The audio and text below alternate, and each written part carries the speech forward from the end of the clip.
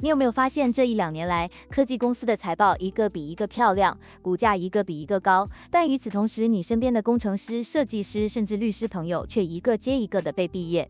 去年，亚马逊在 AI 的东风之下，送走了大约1.4万名企业员工。Salesforce 的 CEO 更是直接讲了大白话：有了 AI， 我需要更少的人手，一口气裁了4000人。然后在今天介绍的这篇引爆全网的文章发出来3天之后，推特创始人的新公司 Block 又开除了超过4000人。消息一公布 ，Block 的盘后股价却一下涨了24%。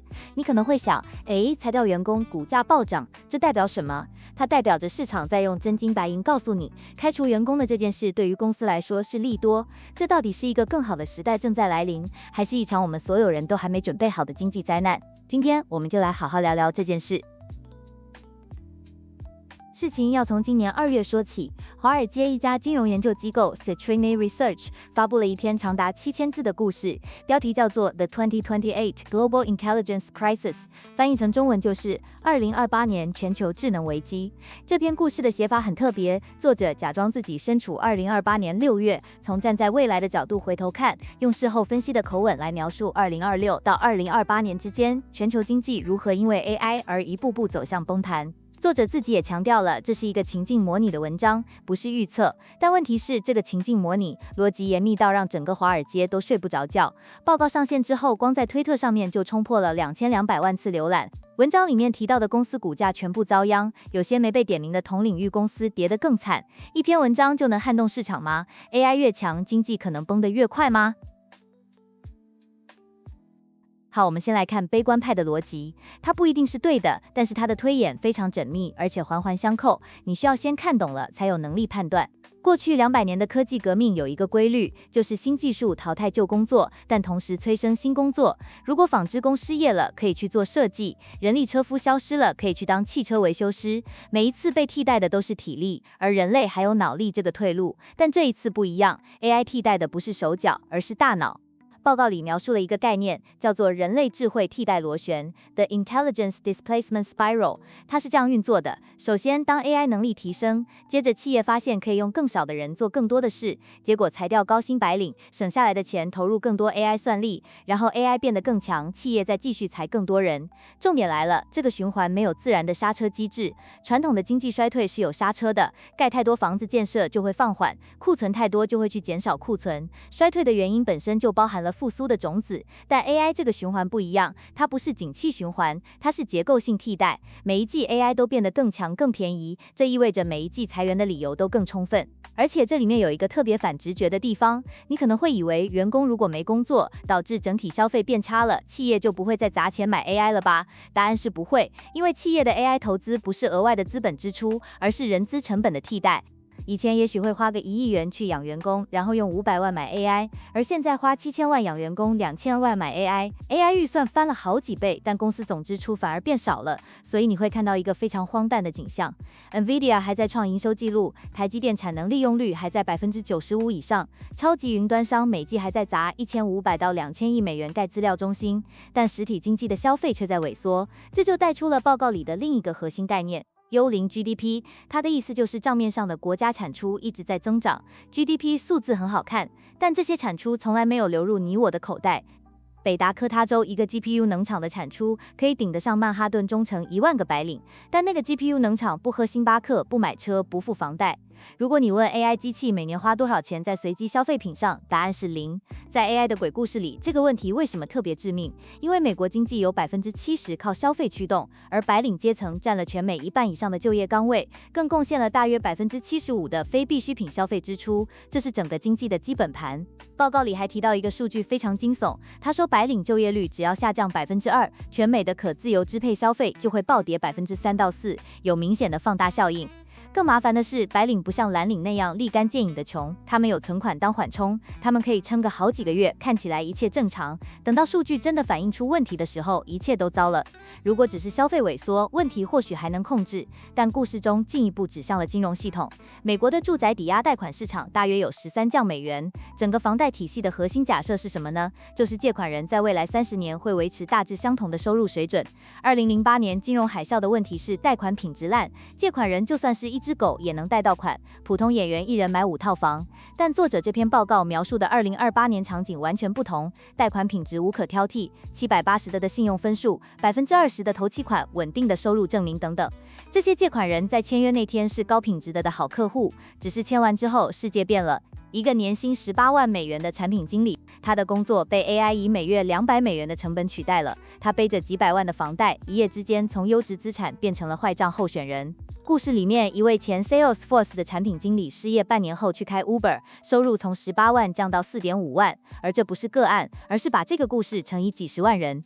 大量过度胜任的白领涌入零工经济，又因为人力突然之间供过于求，进一步压低了零工本身的薪资。然后在这之上还有私募信贷的地雷。过去10年，华尔街用超过2.5兆美元的私募信贷呢，大量投入以 SaaS 软体公司为标的的杠杆收购。这些交易的核心假设是软体公司的年度经常性收入会永续存在。当 AI 开始侵蚀这些软体的客户基础，第一颗雷就炸了。2022年被102亿美元收购的 Zendesk， 其50亿美元的贷款在2027年违约债务被标记到58美分。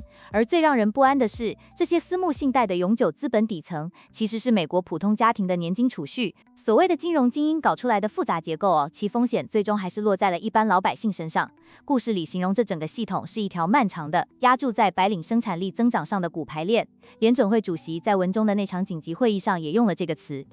好，如果你听到这里已经开始觉得心慌，那恭喜你，你完全进入了这篇故事想要带你去的情绪状态。但现在让我们深呼吸一下，换种角度看，假如事情可能没有这么糟呢？甚至搞不好被迫降薪这件事反而是一件好事呢？在这篇报告席卷全网之后，另一位分析师 Michael Block 写了一篇完整的反论。他用同样严谨的逻辑推演了一个截然不同的未来。他的核心论点只有一句话，但足以让你重新思考整件事。他说，购买力不只取决于你的薪水，还取决于东西的价格。我们来算一笔账，假设你2025年年薪100万台币，生活成本也差不多要100万。现在 AI 来了，你的薪水可能因为竞争而降到了80万。但如果同一时间 AI 让你的医疗费、法律咨询费、保险费、软体订阅费，甚至叫外送的费用通通砍了30%到40%，你的实际生活成本从100万降到了65万呢？名目上你变穷了，但实质上你能过的生活反而变好了。这就是所谓的通缩红利。而且历史上每一次重大技术革命都出现过，比如汽车让交通变便宜，电视让娱乐变便宜，而网际网络让资讯变免费。每一次价格暴跌都伴随着经济活动的爆发而非萎缩，因为原本买不起的人现在买得起了。另外一位推特用户提出了一个更尖锐的观点，他说全球经济里面有高达30到50兆美元的产值，本质上就是一种复杂度税。复杂度税就是说，因为人类处理资讯太慢、太懒、太没耐心，所以养出了一整层中间人，比如管理顾问、企业法务、合规服务、保险经纪、报税代理以及房地产中介。他们的核心价值不在于创造什么，反而是帮你处理你懒得搞的繁琐流程。AI 做的事情就是把这层过路费给消灭了。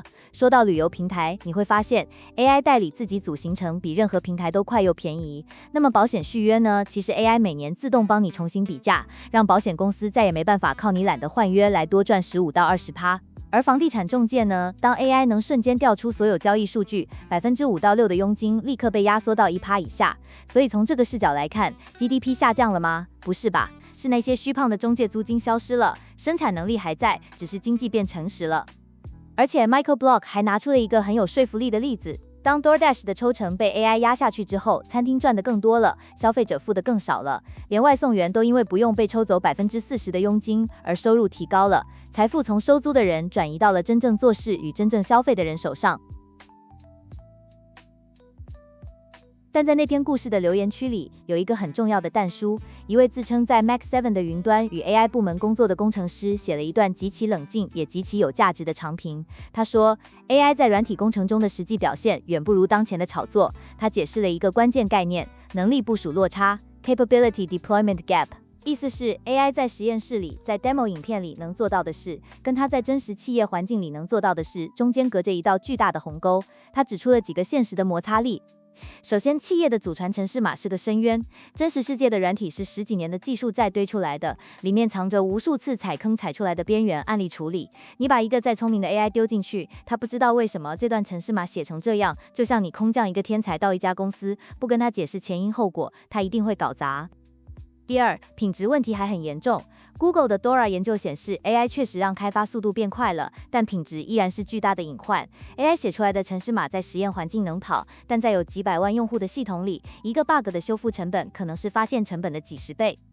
第三，人类自己也在高估 AI。有研究发现，使用 AI 的开发者实际效率下降了20%，但他们自己却觉得效率提高了。这种感觉良好的偏差可能让企业做出过度乐观的决策。这位工程师最后总结指出，Waymo自动驾驶搞了17年了，到2026年还是需要人类远端监控，雪地跟欧洲宰相都还搞不定。我们总是很快忘记过去那些过度乐观的预测，然后对现在新的预测照单全收。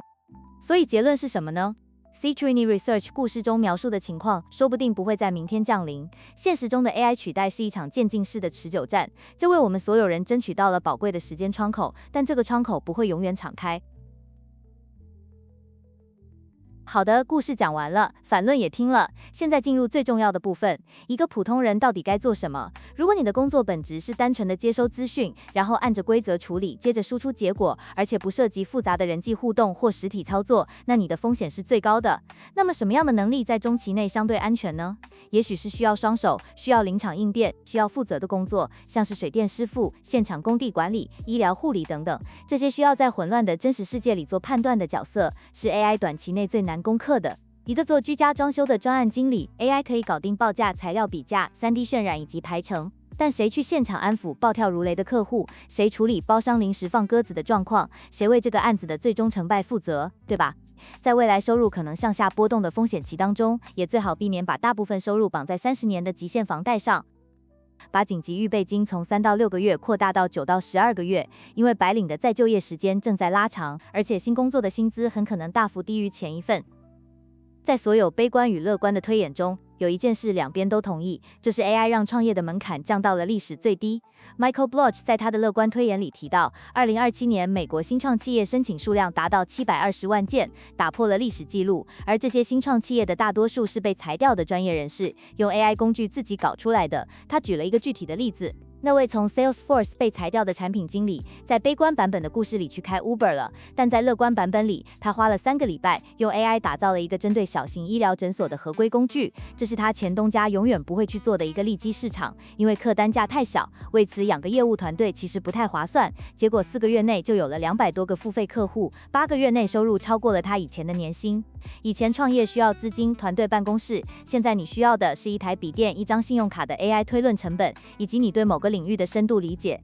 人工智慧可以帮你写程式、做设计、搞行销，但他不知道小型医疗诊所的院长最头痛的问题是什么，那个领域知识就是你的护城河。不管是悲观版还是乐观版的未来，有一个底层逻辑是共通的。在现代经济史的绝大部分时间里，人类的智慧一直是最稀缺的资源。每一个制度、每一个市场、每一份房贷合约，都建立在人的脑力有价值的这个假设之上。